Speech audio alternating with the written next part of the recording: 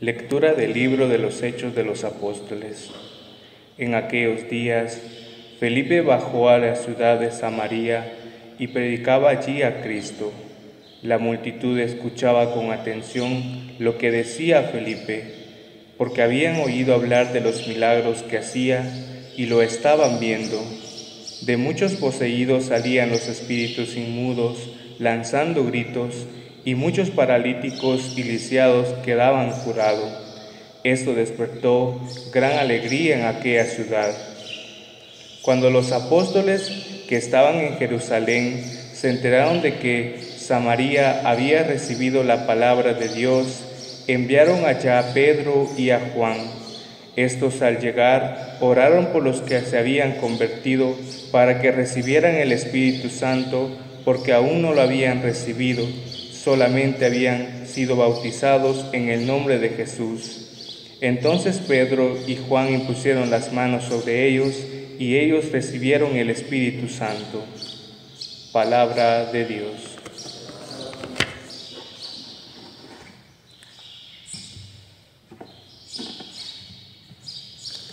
Las obras del Señor son admirables, aleluya.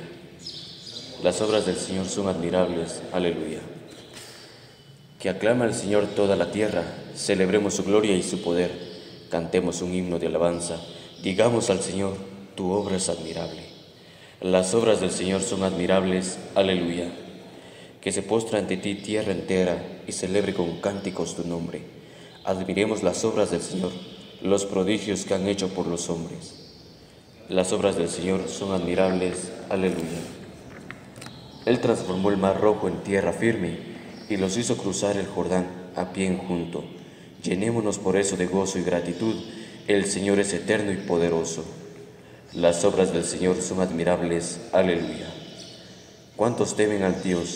Vengan y escuchen, y les diré lo que ha hecho por mí. Bendito sea Dios, que no rechazó mi súplica, ni retiró su gracia. Las obras del Señor son admirables, aleluya.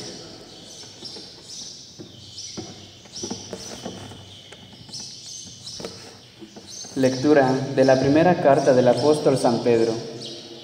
Hermanos, veneren en sus corazones a Cristo, el Señor dispuesto siempre a dar al que las pidiere las razones de la esperanza de ustedes, pero háganlo con sencillez y respeto, y estando en paz con su conciencia.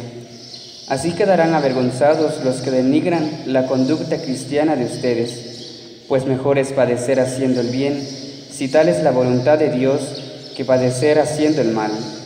Porque también Cristo murió una sola vez y para siempre, por los pecados de los hombres, Él, el justo, por nosotros los injustos, para llevarnos a Dios. Murió en su cuerpo y resucitó glorificado. Palabra de Dios.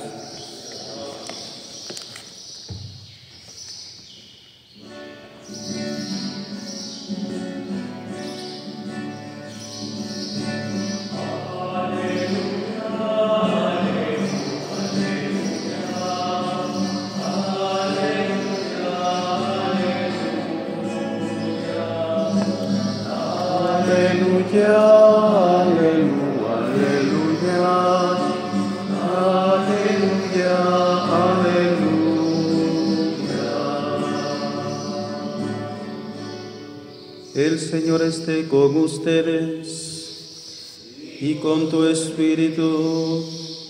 Del Evangelio según San Juan. Gloria a ti, Señor. En aquel tiempo Jesús dijo a sus discípulos: si me aman, cumplirán mis mandamientos. Yo le rogaré al Padre y Él les enviará otro Consolador, que esté siempre con ustedes, el Espíritu de verdad. El mundo no puede recibirlo, porque no lo ve ni lo conoce. Ustedes, en cambio, sí lo conocen, porque habita entre ustedes y estará en ustedes. No lo dejaré desamparados, sino que volveré a ustedes. Dentro de poco el mundo no me verá más, pero ustedes sí me verán, porque yo permanezco vivo y ustedes también vivirán. En aquel día entenderán que yo estoy en mi Padre, ustedes en mí y yo en ustedes. El que acepta mis mandamientos y los cumple, ese me ama. Al que me ama a mí, lo amará mi Padre. Yo también lo amaré y me manifestaré a él. Palabra del Señor. Gloria a ti, Señor Jesús. Hermanos, cuando se estén participando en la Santa Misa, pues nos acomodamos por un momento, pero no se vayan a dormir. Y vamos a reflexionar en torno a la palabra de Dios. Ya hemos dicho que estamos en el 6º domingo del tiempo de Pascua, y este domingo precede a una de las grandes fiestas dentro de la misma Pascua, y es Ascensión del Señor, que celebraremos dentro de 8 días. Y en este sentido quisiera poner en contexto, digamos, dos realidades.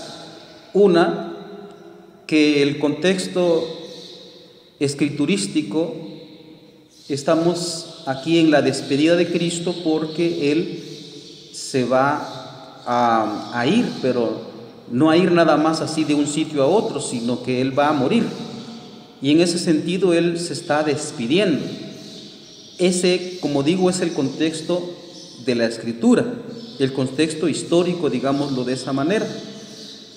Pero el contexto litúrgico, que es el que hoy estamos nosotros conmemorando, rememorando, el contexto litúrgico es en que Él se está despidiendo porque vamos a celebrar la ascensión, es decir, Él ya se despide para regresar a la gloria del Padre, que no es, como repito una vez más, no es un trasladarse espacialmente de un sitio a otro, sino regresar a la gloria que antes tenía.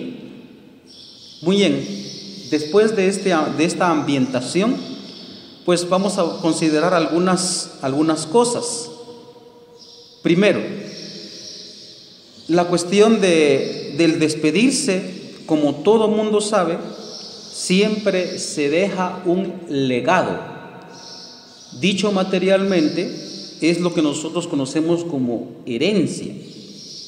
Lastimosamente, como nosotros somos tal vez demasiado materialistas, demasiado materiales, estamos, como dice Santo Tomás de Aquino, demasiado envuelto en nuestra realidad material. El cuerpo pesa más, entonces muchas de las cosas, hablando de herencia, nada más nos fijamos en la cosa material. Por ejemplo, entre los grandes ricos, pues el hijo busca que se le deje una empresa y grandes cantidades de millones de dólares o de quetzales, de lo que sea. En cambio, en el contexto del hombre pobre, pues el hijo está viendo que el papá le deje un terreno por lo menos. Y cuando no hay eso, el papá se contenta con decir: mi hijo, te he dejado algo que nadie te va a quitar. Te he dejado estudio, eso nadie te lo va a quitar, le dice el papá a uno. Y eso es como lo máximo que aspira mucha gente a la hora de hablar de herencias: empresas, riqueza, terreno, estudio.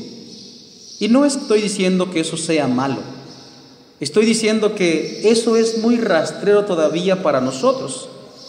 Y como repito una vez más, Jesucristo se está despidiendo, Él deja no una herencia de carácter material de esa manera como nosotros lo pensamos, sino Él deja una herencia que es absolutamente radical, maravilloso, especial, algo que nosotros debemos aprender a valorar.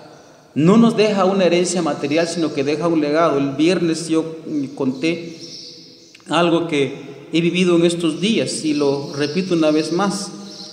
Yo soy de Chimaltenango, para los que me están viendo en la fanpage de Noti Pasticía y en la página de la parroquia. Yo soy de Chimaltenango y allá conozco pues a mi gente con las que yo he crecido. Y hace pues estos días tristemente hubo que enterrar a un señor que yo conocí, y es uno de los grandes catequistas de Chimaltenango, muy apegado a la doctrina de la iglesia, muy apegado al magisterio de la iglesia, un señor muy preparado, un señor que también tenía mucha pasión por predicar el evangelio. Yo lo conocí desde muy chiquito, ¿verdad? Él, pues, según lo que estaba viendo ahí en la publicación que hizo su familia, pues él murió más o menos casi a los 70 años. Y era muy jovial, él era muy activo.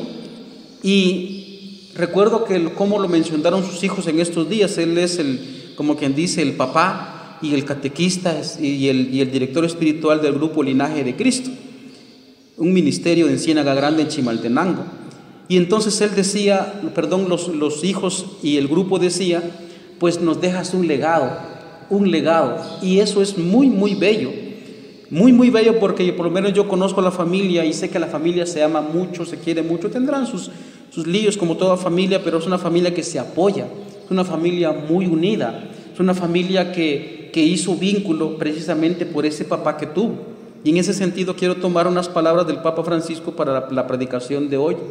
Él decía también que el mundo se siente huérfano y el papá es algo muy necesario, ¿verdad? Parece que no. Nosotros celebramos en este mes el Día de la Madre, y cuando llega el Día de la Madre hacemos pompa y tiramos la casa por la ventana y hacemos escándalo, ¿verdad? Digo en el buen sentido de la palabra, pero olvidamos que el papá también es fundamental. Yo he tenido la triste experiencia de llorar con esposas, con madres, con hermanas, con hijas que anhelan la presencia del papá, porque el papá nada más va a buscar dinero a otras partes y lo ha abandonado, y la presencia masculina al fin y al cabo también, y lloran porque no está el papá, porque no está el hermano mayor o cosas por el estilo. Y entonces decía el Papa Francisco, se siente el mundo huérfano. En cambio, este papá del que les acabo de hablar es un papá que trabajó por su familia, estuvo ahí cerca, luchó por su familia, pero sobre todo le dejó un legado de carácter espiritual, la enseñanza, el ejemplo y la fe. Es una enseñanza, es una fe que nadie, ni siquiera la muerte les puede arrancar. En cambio, lo que ya nombré antes, ¿verdad? En el aspecto material, pues una empresa, dinero, terreno, estudio, pues eso se termina con el tiempo. Uno muere y eso termina. En cambio, lo que este Señor le dio a su familia es algo muy grande. Imagínense, si ese es un papá terreno todavía, pero también con trascendencia espiritual, imagínense lo que Cristo nos vino a dejar. Y en ese sentido me traslado al segundo punto. Entonces, como digo, vamos el primer punto, que es la herencia que Cristo nos deja cuando Él se está despidiendo, como ya dentro de 8 vamos a celebrar. Y en ese sentido es que el legado que deja una persona, especialmente Jesucristo, el Hijo de Dios, la herencia que nos deja, es algo bien, bien impactante, de tal manera que tiene capacidad de transformar la vida, no solo en el ámbito terreno, sino todavía trascenderlo de este mundo al otro. Por eso es que el Salmo responsorial es muy impactante. Escuchen lo que dice el último verso del Salmo 65 que hoy hemos leído. Dice: cuantos temen al Señor, vengan y escuchen, y les diré lo que ha hecho por mí. Y él alaba a Dios: bendito sea Dios, que no rechazó mi súplica ni me retiró su favor. Pero escuchen cómo dice, lo dice con emoción, cantado, es muy bello eso. Dice: les contaré lo que Él ha hecho por mí.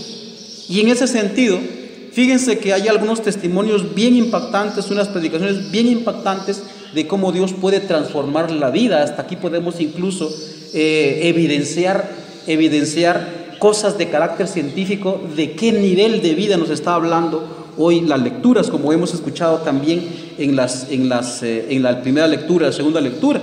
Verá cuando Felipe dice bajó a la ciudad de Samaria y predicaba, y cómo los samaritanos habían aceptado la palabra de Dios y eso les transformó. Incluso los judíos que no querían a los samaritanos se alegran y mandaron a Juan y a quien más, vamos a ver, pues enviaron ahí a Juan y a Pedro, me parece, que fueron a predicar y los transformó.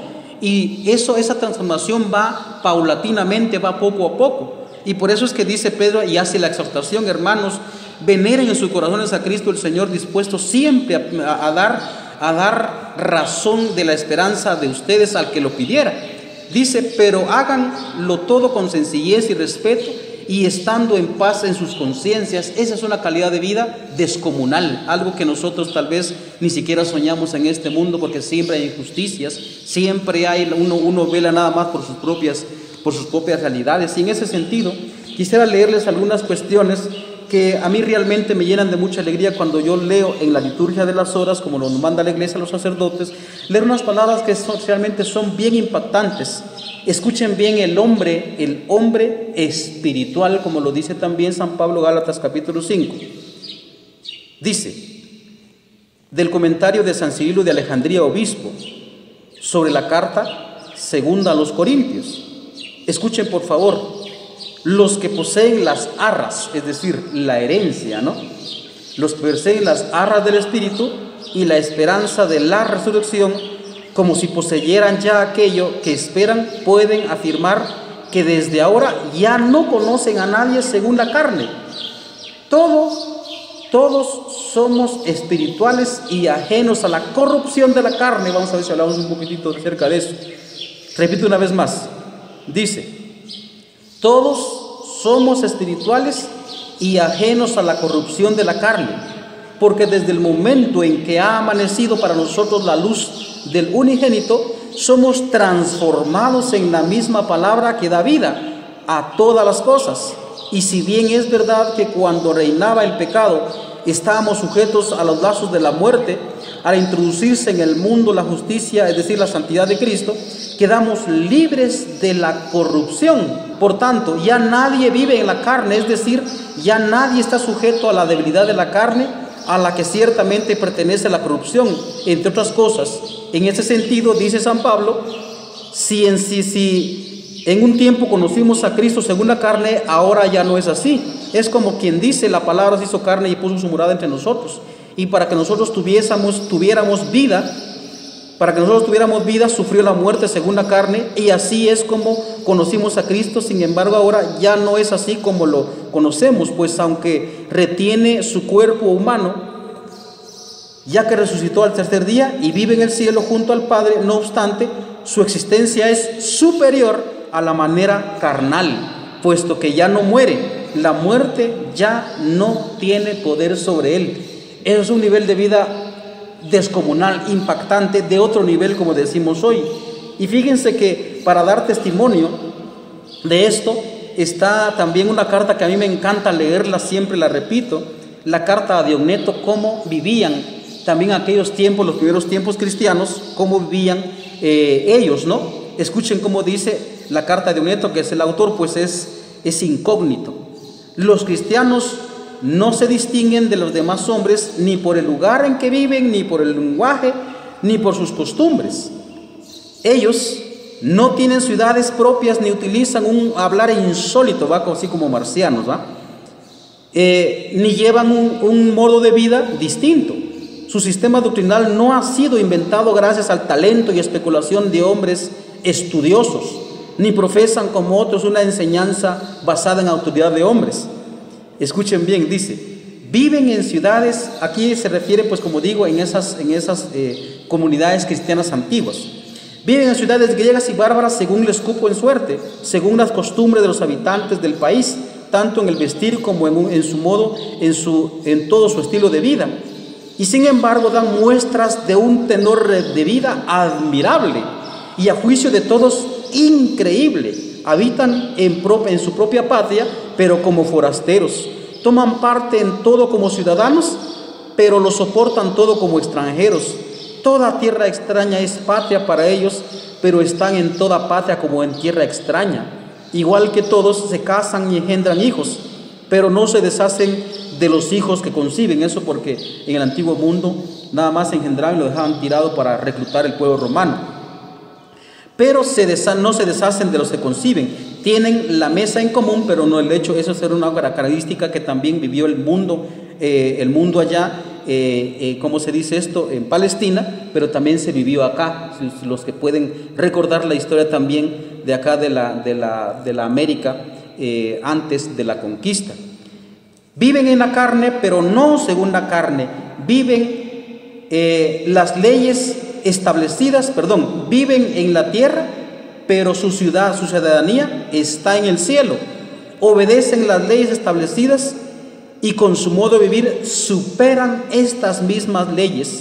Aman a todos y todos los persiguen. Se los condena sin conocerlos. Se les da muerte y con ellos reciben la vida. Son pobres y enriquecen a muchos. Carecen de todo y abundan en todo. Sufren la deshonra y ellos les sirve como de gloria. Sufren detrimento en su fama y ello atestigua su santidad. Son maldecidos y ellos bendicen. Son tratados con ignominia, es decir, tratados de lo peor, ¿no? Y ellos en cambio devuelven honor. Hacen el bien y son castigados como malhechores. Y al ser castigados a muerte, se alegran como si les dieran la vida. Qué impresionante este testimonio que dice pues la carta a Diogneto. Qué impresionante. Y ese es como la herencia que Cristo nos deja antes de ascender al Padre, antes de entrar nuevamente en la gloria. Por eso, queridos hermanos, nosotros tenemos que alegrarnos también porque esta herencia que nos deja Jesucristo a la hora de que Él vino a la tierra, bajó a la tierra y muere y resucita, lo que nos deja es una transformación, es otra vida. Es un nivel de vida impresionante. El catecismo de la Iglesia Católica, por supuesto, tiene sus formas teológicas de hablarlo. Si hablamos bíblicamente, entonces estábamos destinados a no morir, a ser eternos en esta tierra, como dice la carta, el libro de la sabiduría, capítulo número 2.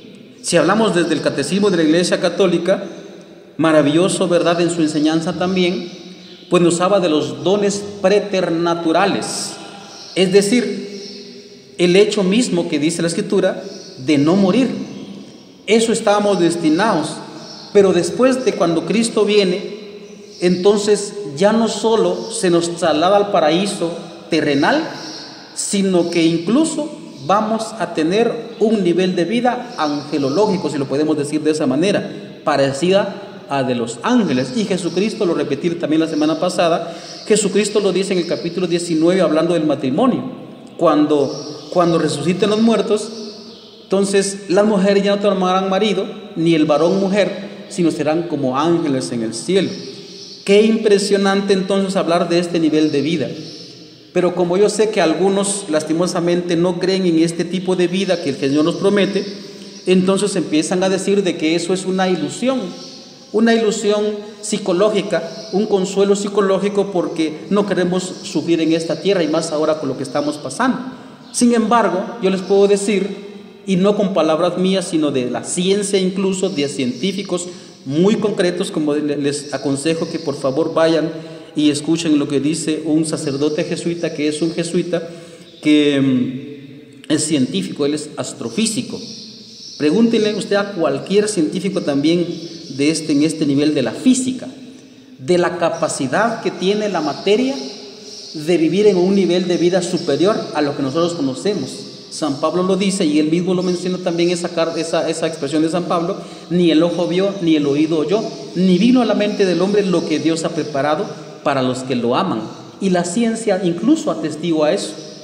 Ustedes digamos, me podrán decir: padre, usted no hable de ciencia porque usted no es científico. Bueno, por eso les digo que vayan y comprueben esa realidad. Pero Manuel Carreira, como digo, es un jesuita.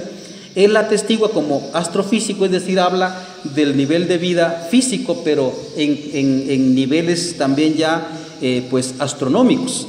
Entonces él habla de la existencia de la materia en otro nivel, en el que puede trasladarse de un sitio a otro. Él explica la resurrección de esa manera, de la materia trasladarse de un sitio a otro, como Cristo, por ejemplo, cuando entra y los discípulos los apóstoles están a puertas cerradas.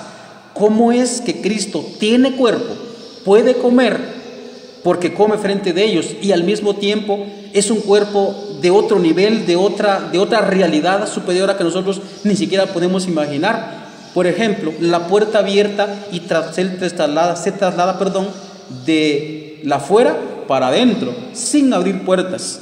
Y la materia puede hacer eso. Se los prometo que puede hacer. Por eso le pido que, si no me cree a mí, porque soy sacerdote, porque muchos sé que no creen en el sacerdote, vaya y compruébelo usted mismo, ¿verdad? Estudiando la física, por ejemplo, usted puede comprobar esa realidad. Y los científicos dicen que esa forma de vida de la materia misma se desarrolla en sus laboratorios todos los días y son cosas fáciles de reproducir, dicen ellos.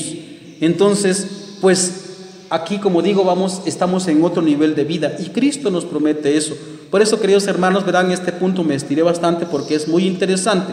Y eso significa, un tercer punto aquí ya tomo, eso significa que nuestro actuar, nosotros no actuamos nada más por una cuestión puramente moralizante, como tristemente a veces nos pasa, y en ese sentido cometemos ese error de que uno como sacerdote a veces moraliza las cosas, hacer el bien, amar al prójimo, etc. ¿Verdad? Nosotros no actuamos moralmente nada más por cumplir unas leyes, sino porque el comportamiento y lo que esperamos hace que uno supere todo, como ya lo indicó la carta a Diogneto. Entonces, en ese sentido, queridos hermanos, tenemos nosotros que saber cómo, y este es el cuarto punto, ¿no? ¿Cómo podemos nosotros acceder a esa vida? ¿Cuál es el camino? Ya lo dijo Cristo, yo soy el camino. El camino es, y en ese sentido voy a terminar porque ya me estiré un poco, voy a terminar. El camino y la metodología para acceder a ese nivel de vida del que estamos hablando, que yo les pido que ustedes lo comprueben, por favor, vayan y compruébenlo, porque esto es comprobable, esto no es una ilusión. El nivel de vida es, o el camino es el amor, el Espíritu Santo que Cristo nos dice, y Él dice, vamos a ver, dice, si me aman cumplirán mis mandamientos, yo le rogaré al Padre y Él les enviará otro Consolador que esté siempre con ustedes, el Espíritu de verdad, el Espíritu, es decir, el amor, como se le llama también en teología. Vamos a ver si lo explicamos con este ejemplo. A mí me sorprende mucho porque he tenido la experiencia de conocer a varios, los gemelos. Es impresionante, eso es por decirlo, de los gemelos. Los gemelos de alguna manera, y un psicólogo lo puede explicar también de mejor manera, porque yo no soy psicólogo ni psicóloga, lo voy a explicar de mejor manera, pero tienen una conexión entre ellos, de tal manera que cuando uno le sucede una cosa, el otro lo siente aunque esté al otro lado del planeta, lo siente. Algo le está pasando a mi hermano, algo le está pasando a mi hermana. Yo conozco pues a un par de gemelos, uno en un sector, en un municipio de Zacatepeques, y dos en el municipio acá, en un municipio de Chimaltenango. Son como 2 gotas de agua, impresionante, entonces no lo distingo, pero un psicólogo puede explicar de mejor manera eso. Pero cuando uno de los gemelos le pasa alguna cosa, sintió alguna cosa, algo le pasó, la otra parte lo siente, hay una conexión, como digo, y eso lo pueden decir ellos mismos también. Pero si vamos a un nivel de vida también, y eso me refiero también, la conexión que ellos tienen desde el nacimiento juntos, porque juntos crecieron, pero también desde el amor entre hermanos, que es muy, muy fuerte en ese sentido, porque son gemelos y nacieron casi al mismo tiempo. Pero si hablamos de la conexión que existe entre el hijo y la madre, o mejor al revés, entre la madre y el hijo, entonces cuenta un psicólogo también, lo puedo decir porque también lo dicen, les puedo decir el nombre del psicólogo, y imagino que también todo psicólogo tiene esa experiencia y ese conocimiento. El psicólogo se llama Juan Jaime Escobar Valencia.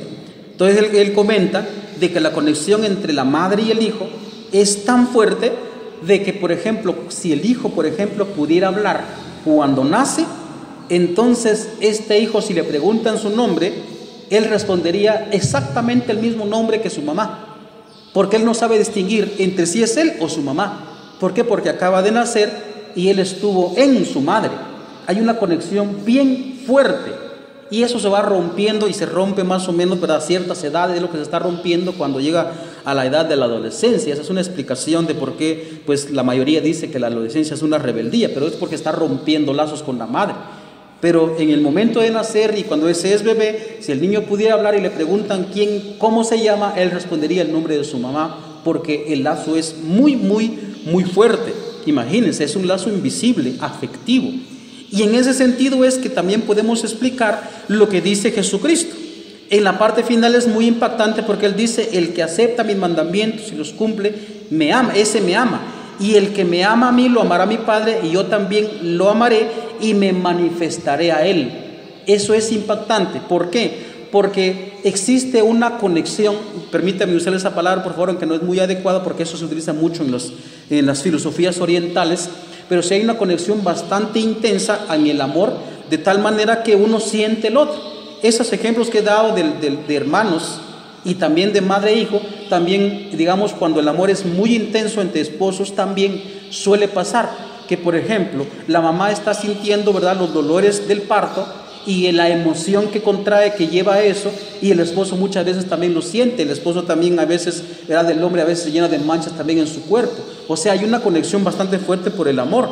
Imagínense, si eso pasa entre seres humanos, ¿qué conexión habrá entre Jesucristo y aquel que realmente lo ama? Que dicho sea de paso, el amor no es sentimiento, sino que el amor, según la Sagrada Escritura, es actuada, es una actividad, cumplir aquello que quiere la otra parte, ¿verdad? Entonces, en ese sentido es que Jesucristo se va a manifestar a uno, pero eso solo uno lo sabe. Solo uno lo sabe. Si uno ama realmente a una persona, uno sabe lo que la otra parte está sintiendo. Es decir, hay una intimidad muy, muy sabrosa, una intimidad así, digamos, deleitable. Solo la parte que ama sabe lo que le está pasando a la otra parte. Y en ese sentido es que dice Jesucristo, dice, el mundo no puede recibirlo, refiriéndose al Espíritu Santo, el amor, es decir, el amor del Padre y el Hijo. El mundo no puede recibirlo porque no lo ve ni lo conoce. Ustedes, en cambio, sí lo conocen, porque habita entre ustedes y estará en ustedes. Eso es muy impactante. Por eso, solo la persona que ama con absoluta certeza a Dios, a Jesucristo y al Espíritu Santo, puede experimentar esa presencia en él. Y aquí va una respuesta para los que están escuchando, porque la mayoría se queja: Padre, ¿por qué Dios no escucha mi oración? Yo siento que Dios no escucha mi oración. La respuesta es muy sencilla: que no amamos a Dios con esa intensidad con la que debemos amarlo. Por eso es que dice San Pedro esto, ¿no? Veneren en sus corazones a Cristo el Señor, puesto que siempre ha de dar las razones de su esperanza al que lo pida, pero habla con sencillez y respeto, y estando en paz en sus conciencias. Solo aquel que ama puede experimentar la presencia de Dios. Si yo, por ejemplo, tengo por mi confidente a Jesucristo, Él a su vez será Él, yo seré su confidente. En ese sentido es como una amistad bastante fuerte. Uno siempre tiene amistades con quien uno desahoga su corazón, y en ese sentido la otra parte también le toma confianza a uno y desahoga su corazón. Uno como sacerdote, yo como sacerdote les puedo decir eso. Cuando hay personas que le confían a uno, entonces, y se mantienen también una relación estrecha, por supuesto desde la fe, entonces uno también se atreve a tener una amistad, como también los tengo, y uno derrocha su corazón también con ellos, sus penas, sus tribulaciones, sus alegrías y todo eso. En ese sentido lo que lo dice Jesucristo. Por eso, para terminar entonces en este cuarto punto, quisiera exhortarlos a amar intensamente a Dios. Y entonces es cuando experimentaremos la presencia de Dios, que jamás nos ha dejado solos. Y más en estos momentos, ¿verdad?, que necesitamos tanto de la presencia del Señor. Hermanos, estos puntitos ojalá que nos hayan servido a todos nosotros para crecer en la fe. Que así sea para todos nosotros. Amén.